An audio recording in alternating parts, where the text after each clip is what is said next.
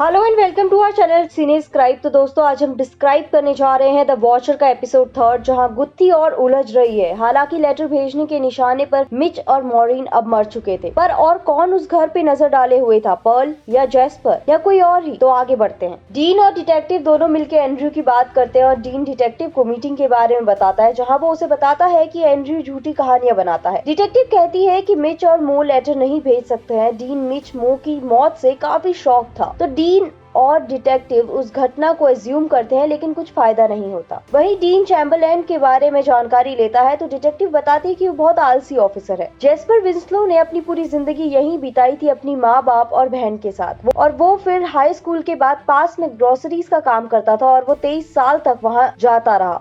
लेकिन एक दिन अचानक उसने काम पर जाना बंद कर दिया।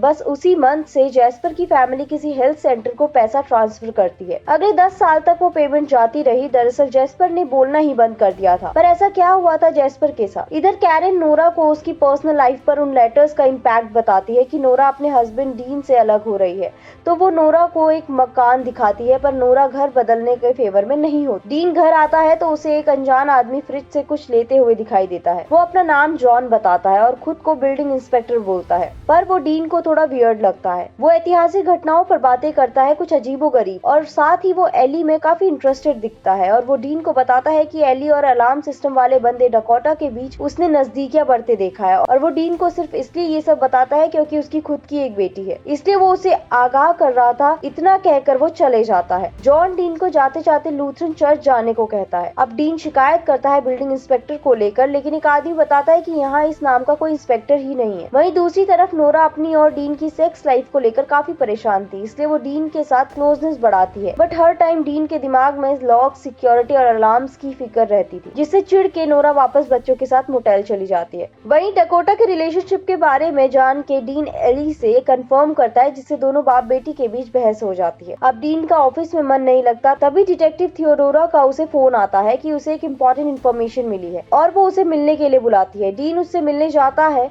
और जो उसे बताती है कि वो डिटेक्टिव चैम्बरलैंड से उस घर की कुछ हिस्ट्री से जुड़े डॉक्यूमेंट्स, रिकॉर्ड्स वगैरह के बारे में पूछती है। वो उसे एक बॉक्स देता है जिसे पहले से किसी ने ओपन किया हुआ था। आगे पढ़ने पर थियोडोरा को पता चलता है कि वहाँ 657 बुलेवार्ड में एक फैमिली ने वो घर खरीदा था और वहाँ 1995 तक रही थी, और वो थी ग्राफ फैमिली। उस घर में एक नॉर्मल आदमी था, जॉन ग्राफ, जिसे दो चीजों से प्यार था, फैमिली और चर्च। वो शहर में ही रहता था, पर ऑफिस से आने के बाद एक रात किसी ने उस पर जानलेवा हमला किया और उसे लूट कर चला गया।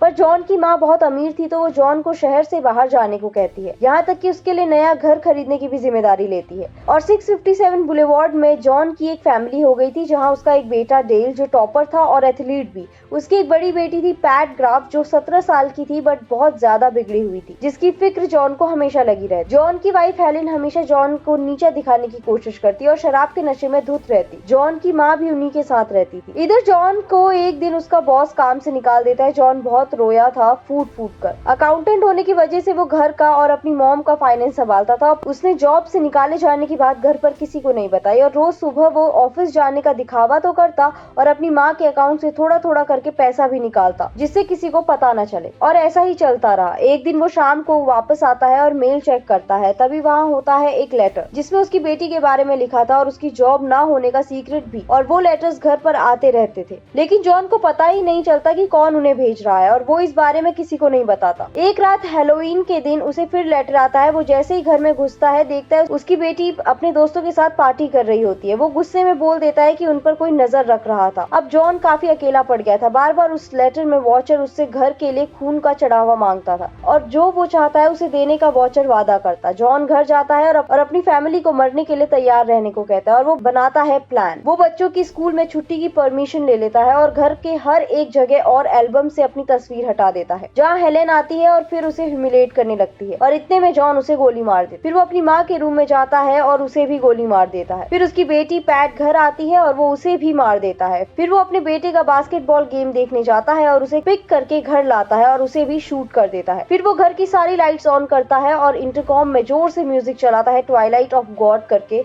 जिसे डीन ने भी सुना था। आगे थियोडोरा बताती है कि डेड बॉडीज पूरे 2 हफ्ते तक वहीं पड़ी थी। पर एक दिन जॉन के पड़ोसी को म्यूजिक सुनाई दिया। वो अंदर जाकर देखता है, उसे स्मेल आती है तो वो पुलिस को इन्फॉर्म करता है और वो आदमी था जैस्पर विंस्लो और उन डेड बॉडीज में से सबका खून निकाल दिया गया था और बेसमेंट में मिल्क बॉटल्स में भरा था जो खाली हो चुकी थी। मतलब उसने खून नहीं था। साथ ही पैट के साथ हैलोवीन में जो उसका टीचर था जिसे जॉन ने देखा था वो भी मारा जा चुका था। अब पूरे 14 दिन तक ये डेड बॉडीज जब वहाँ पड़ी थी तब कोई था जो उन पर नजर रख रहा था और घर को प्रोटेक्ट कर रहा था और साथ ही हमेशा उनका लेटर बॉक्स खाली रहता, यानी कोई था जो न्यूज़पेपर और लेटर्स मेल सब उठा लेता था। थियोडोरा डीन को ग्राफ के भेजे गए लेटर्स और डेड बॉडीज की फोटोज भी दिखाती है, जिससे डीन परेशान हो जाता है कि ये कहानी न्यूज़पेपर या कहीं क्यों नहीं दिखाई दी या उसे पहले बताई गई होती। पर चैम्बरलैंड उस टाइम यहाँ का डिटेक्टिव नहीं था। किसी को नहीं पता उस दिन से कि जॉन ग्राफ कहाँ गायब हुआ, क्योंकि वो ऑलरेडी अपनी एग्जिस्टेंस मिटा चुका था हर तस्वीर से। उसे पता चलता है और अभी हाल ही में तो जॉन उसके घर आया था, वो थियोडोरा को बताता है। अब नोरा बच्चों के साथ वापस घर में शिफ्ट हो रही थी। डीन जैस्पर के पास जाके जॉन ग्राफ के बारे में पूछता है, पर पर्ल अपने भाई को नहीं मिलने देती। वो उससे डम वेटर निकलवाने पर नाराज थी। इस बार फिर एक लेटर घर पर आता है कि नोरा काफी डर जाती, क्योंकि उसे पता था कि घर पर कैमरा लग गए थे। बस एपिसोड 3 यहीं पर पूरा हुआ। तो दोस्तों, जॉन की इस भयानक स्टोरी को सुन के डीन कितना डरा हुआ ये तो वही जानता था। जॉन ने तो अपनी फैमिली के ब्लड का सेक्रीफाइस दिया था वॉचर के लिए। अब ये खतरा मंडरा रहा था डीन की फैमिली के ऊपर। वहीं अब पूरी फैमिली साथ में रहने लगी है वापस से, तो खतरा ज्यादा था क्योंकि वॉचर उन पे नजर बनाए हुए था। सो आगे क्या इंटरेस्टिंग है जानने के लिए चैनल को लाइक, शेयर एंड सब्सक्राइब करना ना भूलें। धन्यवाद।